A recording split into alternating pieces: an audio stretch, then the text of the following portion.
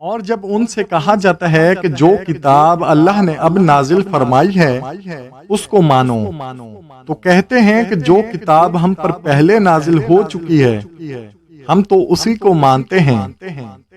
یعنی یہ اس کے سوا اور کتاب کو نہیں مانتے،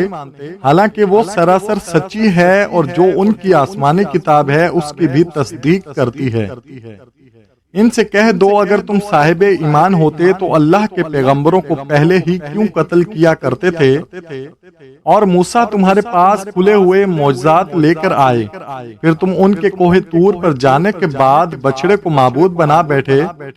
اور تم اپنے ہی حق میں ظلم کرتے تھے۔ اور جب ہم نے تم لوگوں سے پختہ عہد لیا اور کوہ طور کو تم پر اٹھا کھڑا کیا اور حکم دیا کہ جو کتاب ہم نے تم کو دی ہے اس کو زور سے پکڑو اور جو تمہیں حکم ہوتا ہے اس کو سنو،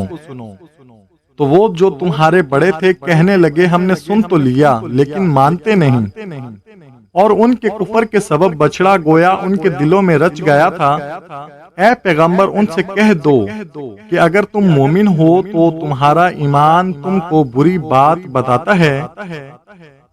کہہ دو کہ اگر آخرت کا گھر اور لوگوں یعنی مسلمانوں کے لیے نہیں اور اللہ کے نزدیک تمہارے ہی لیے مخصوص ہے،